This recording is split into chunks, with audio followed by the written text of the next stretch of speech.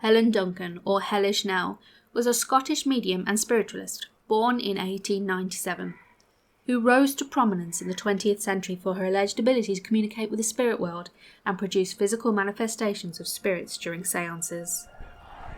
Young Helen MacFarlane was a difficult child who would regularly upset friends and neighbours with predictions of impending doom, and would often become hysterical. Helen married Henry Edward Duncan in 1916, and following 6 children, Henry encouraged her to make money from her talents, and she began performing readings. Throughout Britain, Helen conducted regular séances where she claimed to materialise spirit partners, Albert or Peggy, and emit ectoplasm from her mouth. Ectoplasm is a sticky, cloud-like substance that may take the shape of a face, a hand, or a complete body. Helen's voice would change to that of Albert or Peggy, which made her seem more convincing, especially as at this point Helen was a 20-stone lady, and Peggy came through in the form of a young girl with a childish voice, whilst Albert spoke slowly and elongated words. By the conclusion of the 1920s, Helen had risen to prominence as one of the most renowned mediums in Britain.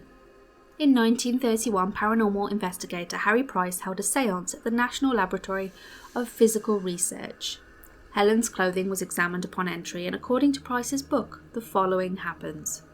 In a few seconds the medium was in a trance, and within a minute the cabinet curtains parted and we beheld the medium covered from head to foot with cheesecloth.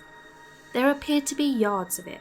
Some of it was trailing on the floor, one end was poked up her nostril, a piece of issuing from her mouth. It moved, it withered, it waggled, it squirmed on the floor, it spread itself out like an apron. Then the medium closed the curtains, and the spectacle was hidden from view.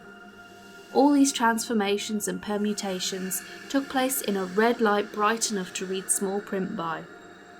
It was suspected that Helen had been hiding the cheesecloth inside her body, which would explain why it was damp. Further investigations were carried out as well as medical examinations, where every orifice was explored, but no evidence of hidden cheesecloth could be found, leading Price to believe it could only have come from within her stomach, and outwheeled an X-ray machine, to which Helen went into a trance, became hysterical, punched her husband in the face, and ran out into the street. Price ultimately concluded that Helen possessed the ability to ingest objects and regurgitate them at will, thereby manifesting the illusion that spirits of Albert or Peggy were emerging voluntarily from her body. In 1933, Miss Essen Moore attended an Edinburgh gathering and during the séance grabbed hold of the ectoplasmic substance emanating from Peggy. A peculiar tug-of-war ensued between the medium and the entity. In the process, Peggy was torn apart and was revealed to be a cloth vest. This led to an arrest and a £10 fine for Helen, which according to the inflation calculator would be about £590 today. Over time, Helen's career garnered both supporters and skeptics. While some praised her abilities, many others criticised her practices as fraudulent.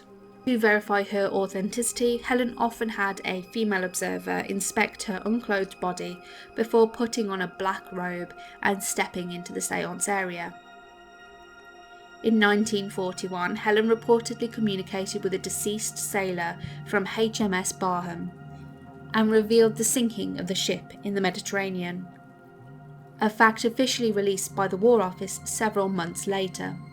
They had been trying to keep it quiet as 861 British seamen had been killed when the ship was torpedoed. In 1944, during a séance in Portsmouth, where the Royal Navy's Home Fleet was based, police raided Helen's clairvoyant evening, attempting to stop any talkative ectoplasm emanating from her mouth. The raid resulted in her arrest, and it's alleged that it was driven by wartime paranoia surrounding the upcoming D-Day Normandy landings, fearing she might reveal some sensitive information. After a 7-day trial, Helen was sentenced to 9 months in Holloway Prison in London, with no right to appeal to the House of Lords. Her case played a pivotal role in the repeal of the Witchcraft Acts in 1951, which is why she is now known as the last British witch.